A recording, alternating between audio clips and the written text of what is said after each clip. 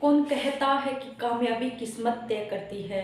कौन कहता है कि कामयाबी किस्मत तय करती है?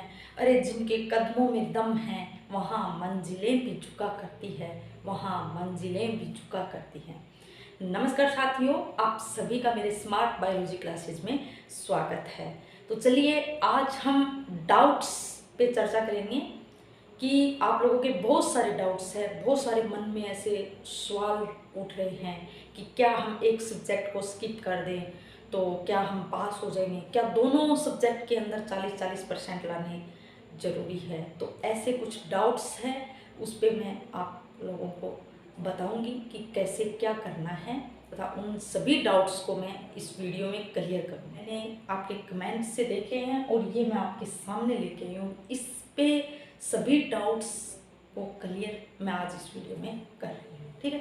तो चलिए सबसे पहला डाउट्स क्या था कि क्या मैम पेपर फर्स्ट तथा सेकंड दोनों में 40-40% लाना जरूरी है। तो देखो कि पहला पेपर क्या था, पेपर फर्स्ट के अंदर क्या है, आपका राजस्थान जीके है, उसके बाद आपका विश्व भारत का जीके, ठीक है, और राजस्थान का क्या है करंट अफेयर्स और आपकी शैक्षणिक मनोविज्ञान एजुकेशनल साइकोलॉजी, ठीक है।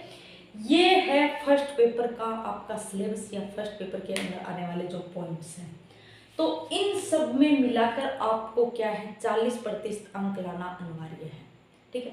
बाकी कोई मायने नहीं रखता 40% है या नहीं, वो आपकी क्या है, वो आपके जो मेरिट निकलेगी उस पर डिपेंड करेगा, क्योंकि उनको क्या है जितनी सीट की पूर्ति करनी है, जो ऊपर के क्वेश्चन होंगे उसमें से ही वो क्या है बच्चों को लेंगे, ठीक है। तो ये मायने नहीं रखता है, लेकिन ये है कि हाँ कभी कभी मेरिट बहुत नीचे चली जाती है, तो 40% लाना अनिवार्य है। इससे यदि ये बाध्यता क्यों रखी है, यदि आप सेकंड पेपर में बहुत अच्छे अंक लिए और फर्स्ट पेपर में कम लाए, 40 से भी कम लाए और आपकी मेरिट में नंबर आ रहा है, तो आपका सिलेक्शन नहीं होगा, क्योंकि दोनों में आपके 40-40% होने चाहिए, ठीक है।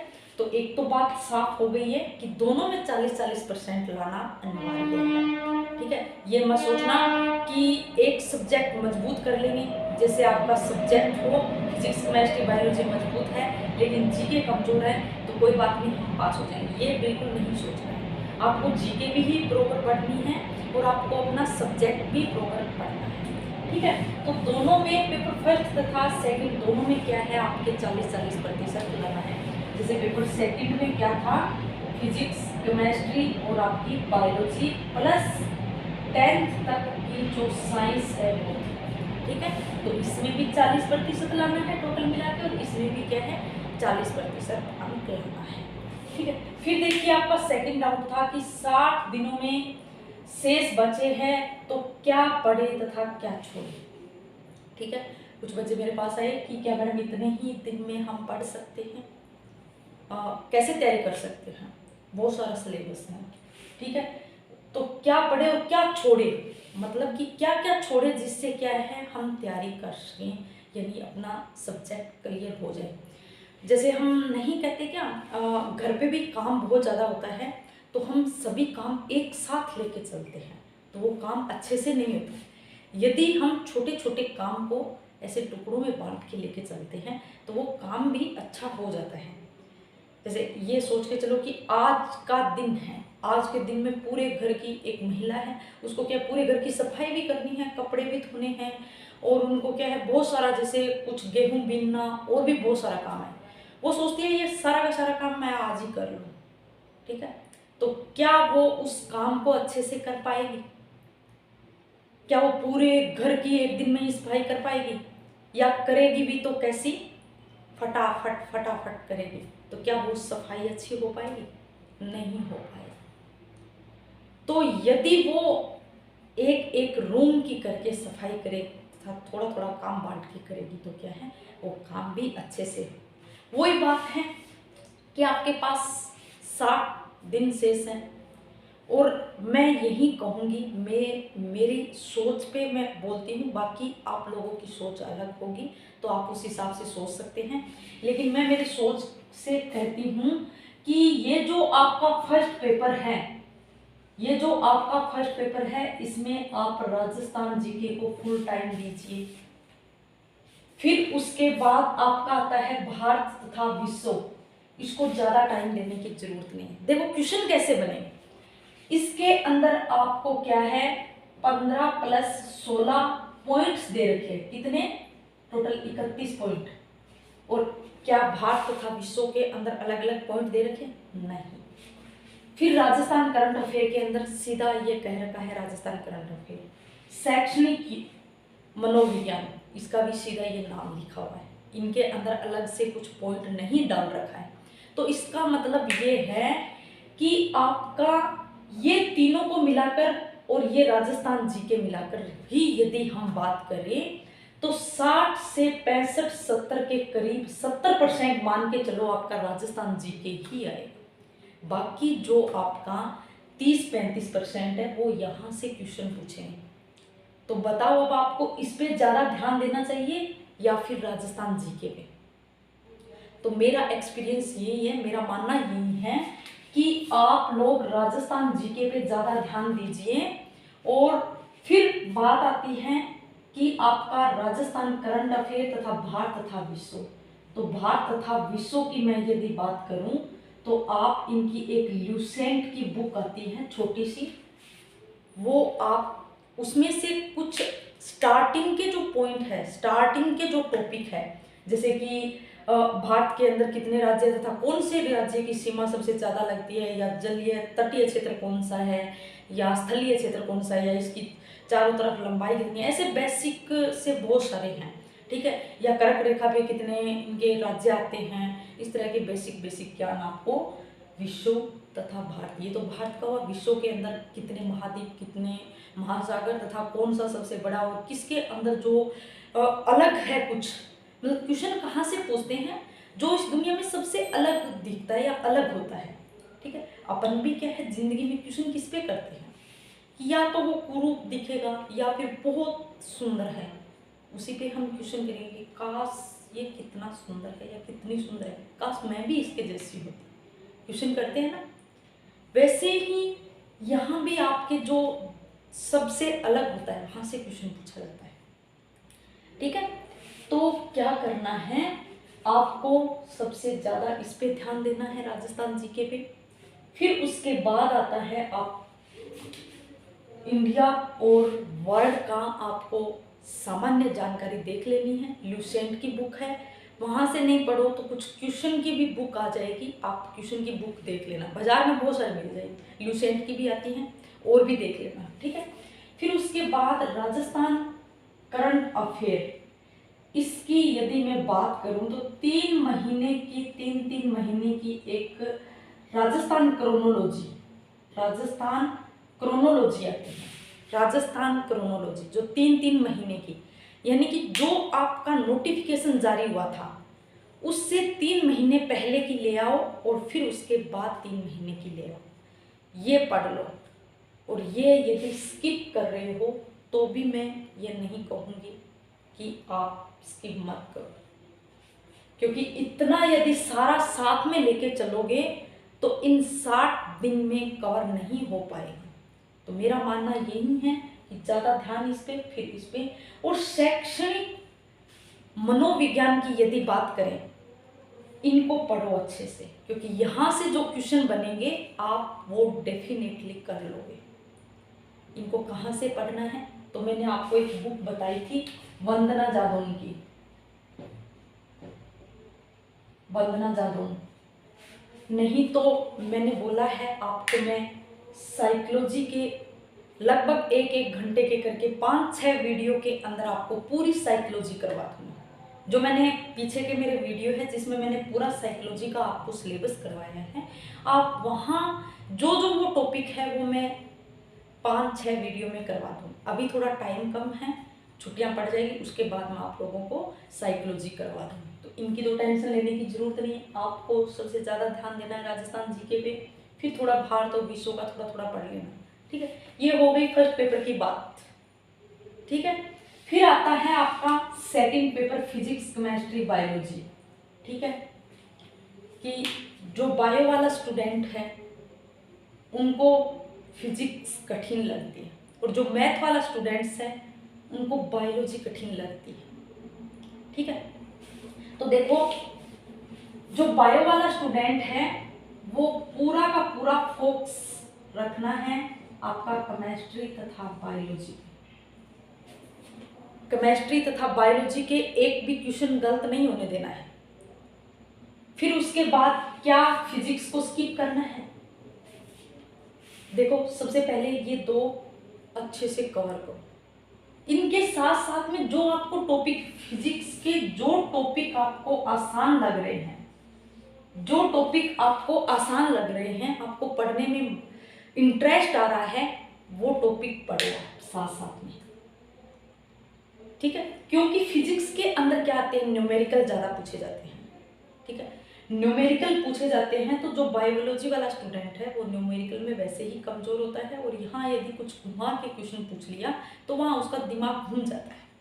तो उससे मैं ये कहूँगी कि केमिस्ट्री और बायोलॉजी पे ज़्यादा ध्यान दें, ठीक है।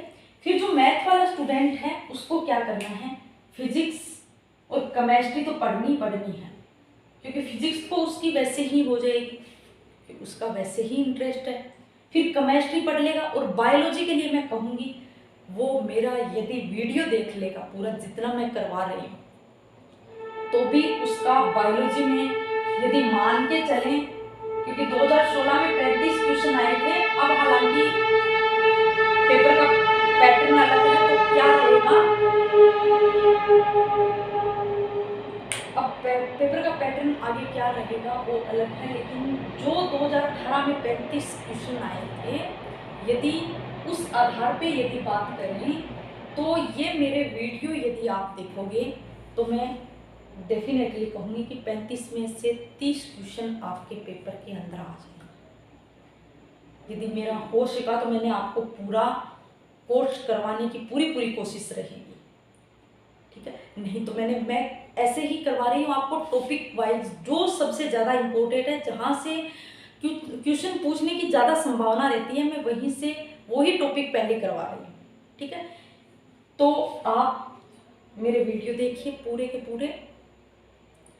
उसके बाद ये क्वेश्चन पूछा जाता है कि क्या बायोलॉजी में सिर्फ आपके वीडियो से ही पास हो जाएंगे? तो देखो, ऐसी मैंने कोई नौबत नहीं रखी है कि बायोलॉजी के अंदर आपको कुछ अलग से पढ़ना पड़े। मैंने हर पॉइंट टू पॉइंट उठा के एनसीईआरटी से भी, बाकी सबसे भी आप यदि देखोगे तो कोई क्वेश्चन नहीं छोड़ा है या कोई टॉपिक नहीं छोड़ा है। तो आप मेरे वीडियो देखिए, प्लस यदि आपका मन नहीं भर रहा है तो 11 व 12वीं की जो एनसीईआरटी है वो पढ़ लीजिए। 11वीं तथा 12वीं की एनसीईआरटी पढ़ लीजिए और मेरे वीडियो है वो देख लीजिए, उससे अलग नहीं आएगा, ठीक है। तो एनसीईआरटी तो वैसे ही आप 11वीं और 12वीं की साथ में रखिए, क्योंकि आप मेरे वीडियो पढ़ने के बाद यदि एनसीईआरटी पढ़ोगे तो आपको उस एनसीईआरटी में पढ़ने में मजा आएगा, इंटरेस्ट आएगा, अच्छा लगेगा कि हाँ बुक समझ में आ रही है। और एक आप पहले एनसीईआरटी को पढ़िए, जो टॉपिक मैंने अभी नहीं पढ़ाया है एक बार आप वो उसकी एनसीईआरटी पढ़ के देख लीजिए, और फिर मैं वो टॉपिक करवा दूँ, उसके बाद एनसीईआरटी पढ़िए, तो देखना आपको कैसा लगेगा, ठीक है। फिर देखते हैं, ये हो गया फिजिक्स स्किप करने पर पास हो जाएंगे क्या, तो मैंने ये तो बता दिया कि बायोलॉजी वाले स्टूडेंट को क्या करना है तथा मैथ वाले स्टूडेंट को क्या करना है, ठीक है। फिर देखते हैं कि मैम आप क्वेश्चंस के वीडियो बनाओ, क्या है, क्वेश्चंस के वीडियो बनाओ। देखो, ये बायोलॉजी है, मैं आपको फिजिक्स और केमिस्ट्री के लिए नहीं कह रही, बायोलॉजी के लिए कह रही हूँ कि यदि आपने पूरे कंसेप्ट क्लियर कर लिए तो आपके दुनिया भर के क्वेश्चन क्लियर हो जाएंगे, कहीं से पढ़ने की जरूरत नहीं है क्वेश्चन। और मैं खुद कह रही हूँ, मैंने भी 2018 की लैब असिस्टेंट दी थी, उसमें कोई क्वेश्चन नहीं पढ़े थे, सिर्फ मैंने थ्योरी पढ़ी थी, वो भी मैंने 11वीं तथा 12वीं की एनसीईआरटी पढ़ी थी। इसके बायोलॉजी के कोई वीडियो भी नहीं देखे थे, कोई गाइडेंस करने वाला भी नहीं था, पर मेरा इंटरेस्ट था एनसीईआरटी पढ़ने में। बहुत अच्छे से एनसीईआरटी मैंने पढ़ ली, 2-3 बार पढ़ ली, अच्छी लगी उस टाइम, बहुत अच्छा। हालांकि आप लोगों के सामने तो मैं बोल रही हूँ, मैं वीडियो लेके आ रही हूँ, आपको बायोलॉजी का पूरा करवाऊंगी कोर्स जहाँ तक हो सके, वरना छूटे 1-2 टॉपिक ही छूटे वो अलग बात है। और यदि आपकी एग्जाम डेट आगे बढ़ जाती है तो फिर तो मैं आपका जो जितना कोर्स है पूरा वो करवाऊंगी, और बाद में जो टाइम बचेगा फिर मैं आपके लिए क्वेश्चन सीरीज लेके आऊंगी। अभी क्या है, क्वेश्चन क्यों नहीं करवा रही, क्योंकि एक क्वेश्चन पे हम कितना टाइम ले लेते हैं और इतना टाइम हमारे पास नहीं है।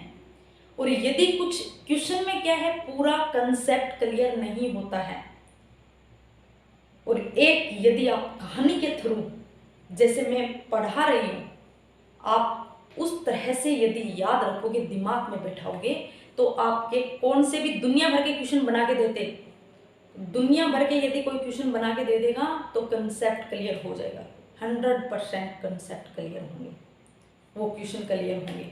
बस बात क्या है, आपको जो मैं पढ़ा रही हूँ वो याद करना है। यदि आप मेरे वीडियो एक बार देखकर ये सोच रहे हो कि एक बार हम वीडियो देख रहे हैं तो ये पूरा कवर हो जाएगा, तो नहीं होने वाला है। आपको क्या करना है, मैंने कहा बहुत अच्छे सुंदर से नोट्स बनाने की कोई ज़रूरत नहीं है।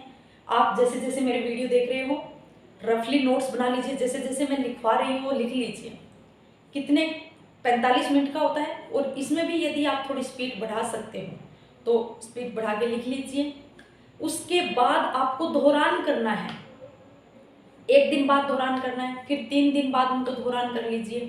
कितना टाइम लगता है, पहले दिन यदि आप आधी घंटा उसको पढ़ने में लगा रहे हो तो दूसरे दिन आपको 15 मिनट लगेंगे, फिर उसके नेक्स्ट आप पढ़ोगे 4-5 दिन बाद तो फिर आपको 7-8 मिनट में ही पढ़ दोगे, और फिर एक बार दोहरान करोगे तो आपके 5 मिनट में दोहरान हो जाएगा, जैसे जैसे कम टाइम लगता जाएगा। ठीक है, तो क्वेश्चन इसलिए नहीं बना रही हूँ कि क्वेश्चन यदि बनाएंगे, इतना मेरे पास भी टाइम नहीं है कि आपको थ्योरी भी पढ़ा दूँ और साथ साथ में क्वेश्चन भी करवा दूँ। तो आपको क्या है, जो मैं करवा रही हूँ वो कंसेप्ट क्लियर कीजिए, और उसके बाद भी यदि आपको क्वेश्चन करने का मन है तो आप मेरे टेलीग्राम से जुड़ जाइए, और वहाँ मैं आपको जब भी टाइम मिलेगा तो मैं आपको वहाँ क्वेश्चन अपलोड करवा दूँगी। तो वो क्वेश्चन उसी टॉपिक से रिलेटेड, ऐसे नहीं कि पूरा मिक्स नहीं, जो मैं टॉपिक पढ़ा रही हूँ उसी टॉपिक से रिलेटेड मैं आपको क्वेश्चन अपलोड करवा दूंगी, कैसे भी करके, या मेरी कॉपी से, या कैसे भी करके मैं आपको वहाँ प्रोवाइड करवा दूंगी। ठीक है, इतना कर सकती हूँ। चलिए फिर देखते हैं कि नोट्स PDF अपलोड कराओ। तो मैंने कहा नोट्स आपको मेरे टेलीग्राम पे मिलेंगे, और टेलीग्राम का लिंक मैंने पिछले वीडियो के डिस्क्रिप्शन में दे रखा है, और इसी वीडियो के भी डिस्क्रिप्शन में दे दूँगी। ठीक है, तो नोट्स हैं वो आपको क्या करना है, या तो आप फोटोकॉपी करवा लीजिए, क्योंकि वो मेरे हैंड राइटिंग से लिखे हुए हैं, मेरे खुद के नोट्स बनाए हुए हैं। तो आपको एक एक चीज़ क्लियर करके उसमें मेरे को बताया हुआ है मैंने, और वैसे ही मैं जो मैंने नोट्स बनाए हैं वो वैसे ही मैं पढ़ा रही हूँ आप लोगों को। ठीक है, तो उसमें तो कोई दिक्कत नहीं आने वाली है। आपको कौन कौन से मिल सकते हैं, अभी कोशिका वाला मिल सकता है, कोशिका विभाजन वाला मिल जाएगा, पाचन तंत्र वाला मिल जाएगा, श्वसन तंत्र मिल जाएगा, और वैसे वैसे जो मैं पढ़ा रही हूँ उनके भी मैं 1-2 दिन में क्या है टेलीग्राम पे अपलोड कर दूँगी। और बीजी पादपों की आकारिकी तथा और या पुष्पी पादपों का शरीर, ये दोनों के दोनों में 1-2 दिन के अंदर टेलीग्राम पे अपलोड कर दूँगी। ठीक है, तो चलिए फिर क्या है कि केमिस्ट्री व फिजिक्स कहाँ से पढ़े, केमिस्ट्री व फिजिक्स कहाँ से पढ़नी है आपको। तो देखो, केमिस्ट्री के यदि आप ट्यूशन करना चाहते हो तो केमिस्ट्री के लिए मैं एक यूट्यूब चैनल आपको बताती हूँ, वो है आशीष की स्कूल।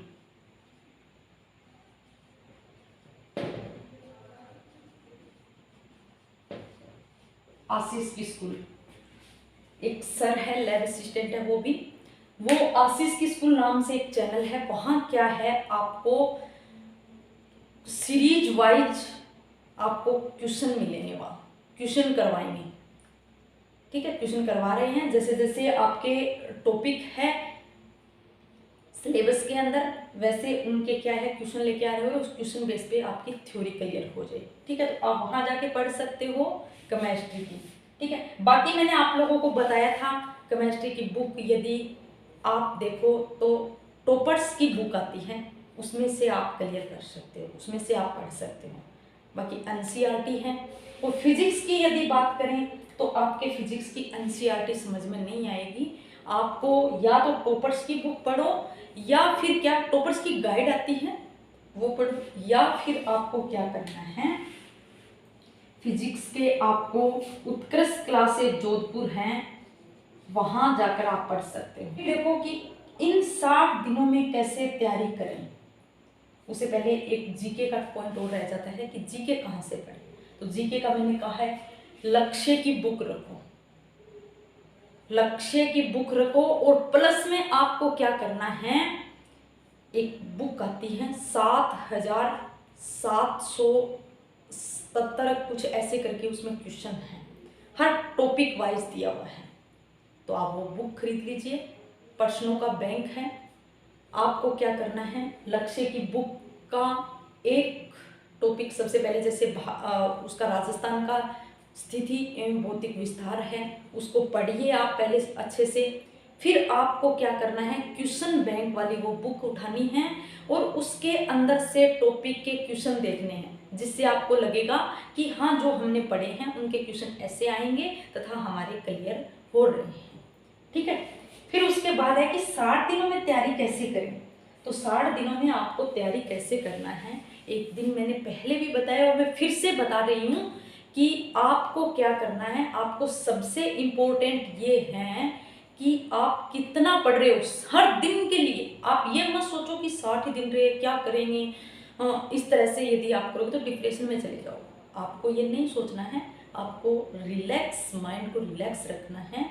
और ये हर दिन का ऐसे सोचो कि जो आज का हम आज उठे हैं तो आज एक छोटा सा लक्ष्य बनाइए और उस लक्ष्य को लेकर आज शाम तक वो लक्ष्य जो आपका छोटा सा है उसको पूरा कर दीजिए। जैसे जो आपका सबसे कठिन विषय है, जो आपको सबसे कठिन लग रहा है, ठीक है। जैसे आपको जीके, क्योंकि बहुत कम साइंस वाले स्टूडेंट्स होते हैं उनको जीके बहुत कम आता है, तो आपको क्या करना है सुबह का टाइम सबसे बेटर है। सुबह आप 1-1.5 घंटा जीके पढ़ लीजिए आराम से, ठीक है।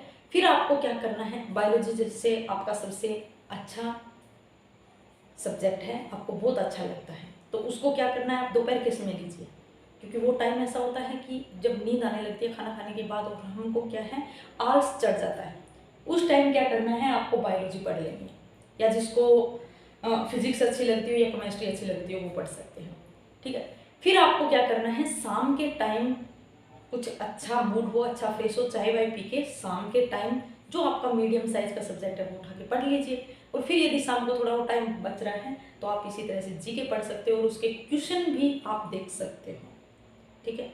वैसे मैं क्विज के लिए भी आपको टेलीग्राम पे अपलोड कराती रहूँगी 4-5 क्वेश्चन की, उससे भी थोड़ा आपके कुछ जो कंसेप्ट है वो क्लियर होते जाएंगे, ठीक है। तो इस तरह से आपको ये तैयारी करनी है, ज़्यादा लोड नहीं लेना है दिमाग पे कि क्या मेरा सिलेक्शन होगा या नहीं होगा, नहीं सोचना है। आपका काम ये नहीं है कि सिलेक्शन होगा या नहीं, आपका काम है सिर्फ आपका जो कोर्स है वो पढ़ना है, जो आप तैयारी कर रहे हो, जो आपके पास मैटर है उसको पढ़ डालो, बस सिलेक्शन अपने आप ही हो जाएगा। यदि आपके कंसेप्ट क्लियर हैं तो आपको सिलेक्शन होने से कोई नहीं रोक सकता। इसी तरह से यदि पढ़ोगे तो आपका अच्छा हर दिन आपका अच्छा गुजरता जाएगा और इसी मोटिवेशन भावना के साथ आप परीक्षा तक पूरा सिलेबस भी कवर कर दोगे और अच्छे से आपकी तैयारी भी हो जाएगी, जिससे पेपर भी आसान हो जाएगा। क्योंकि ये भी आप यदि माइंड में कुछ ऐसा बना लोगे कि क्या होगा या नहीं होगा तो वो धीरे धीरे माइंड में घर करता जाएगा और पेपर के टाइम आपका क्या है पूरा माइंड खराब हो जाएगा और चलेगा नहीं भी, जो आपका आते हुए क्वेश्चन है वो भी गलत हो जाएंगे। इसलिए माइंड को फ्रेश रखना है, बिल्कुल नहीं घबराना है, बस यही मन में सोचना है, पॉजिटिव सोच रखो हमेशा कि हाँ सिलेक्शन होगा, अभी हमको क्या करना है, जो हमारे पास मैटर है उसको पढ़ना है। एक मैं कहूँगी, ज़्यादा मैटर इकट्ठा मत करो, जो आपको बुक पढ़नी है वही आपके सामने रखनी है। जैसे सुबह के टाइम क्या पढ़ना है आपको, जीके पढ़ना है, बाकी बुक को ढक के रख दो, सिर्फ आप जीके की बुक रखो। अब आप कहोगे कि मैडम ऐसा क्यों, हम ढके क्यों बुक को, क्या रीज़न है इसका, मैं बताती हूँ कि यदि आप पूरी बुक ऐसे बिखेर के रखोगे या सामने रखोगे नज़रों के सामने, तो आप जो जीके पढ़ रहे हो, जीके पढ़ते पढ़ते आपके दिमाग में आएगा कि हाँ आज तो मेरे को बायोलॉजी का टॉपिक करना था, बहुत अच्छा है, हाँ मेरे को आज केमिस्ट्री का करना था, तो वो ध्यान भटकेगा, वो ध्यान भटकेगा, वो किस ओर लेके जाएगा, जो आपका पसंदीदा सब्जेक्ट है उसकी ओर लेके जाएगा, क्योंकि जीके आपको टफ लग रही है, तो आपका जो पसंदीदा सब्जेक्ट है उसकी तरफ लेके जाएगा, तो आपका ध्यान भटकेगा, तो उस कारण से आप पढ़ाई अच्छे से नहीं कर पाओगे। इसीलिए आप उसको कवर करके रखो बाकी बुकों को, और ज़्यादा मैटर मत खरीदो। क्यों कि यदि आप ज़्यादा मैटर, उनके भी नोट्स लिए, इनके भी नोट्स लिए, और उधर से भी कुछ जो मिला वो ले आए, बुक भी ले आए बाजार से, दुनिया भर का जहाँ से आपको मिला वो स्टोर कर लिया, अब आपके मन में क्या होगा कि नोट्स खरीदा, पैसे लगाए, पढ़ नहीं पाए, अब इतने दिनों में इतना सारा कैसे पढ़ पाओ। तो आपको कम से कम मैटर रखना है, और उसी कम से कम मैटर को ज़्यादा से ज़्यादा बार दोहराना है, कवर करके रखना है। सुबह के टाइम जीके पढ़ रहे हो तो जीके ही उठाओ, दोपहर के टाइम बायोलॉजी पढ़ रहे हो तो बायोलॉजी का ही उठाओ, और जगह ऐसी रखो, एकांत जगह जिसके आसपास आपको कोई डिस्टरबेंस करने वाला न हो। यदि घर में हो तो घर में एक छत पे या कहीं जहाँ आपको कोई वहाँ नहीं जा पाए, ऐसी जगह जाके बैठ जाओ, एकांत जगह है, बढ़िया। सुबह का टाइम बहुत अच्छा होता है, उस टाइम आप छत पे जाके पढ़ सकते हो। दोपहर के टाइम में आप एक अलग अपना रूम है वहाँ जाके पढ़ सकते हो, कहीं भी, लेकिन एकांत जगह पे पढ़ोगे तो आपका माइंड जो है वो एकाग्रचित होगा, और एकाग्रचित होकर यदि ध्यान लगाओगे पढ़ाई में तो आपका ज़्यादा स्थायी होगा। इस तरह से तैयारी करो तो आपका सिलेक्शन श्योर। बेशक अभी रास्ता मुश्किल है, पर याद रखना आपकी मंजिल भी बहुत खूबसूरत होगी। इसी के साथ आज ये क्लास में यहीं समाप्त करती हूँ। नेक्स्ट क्लास में आपको बायोलॉजी के सब्जेक्ट की उत्तक तंत्र हमारा चल रहा था वो लेके आऊँगी। ठीक है, तो आज के लिए इतना ही। Okay, take care.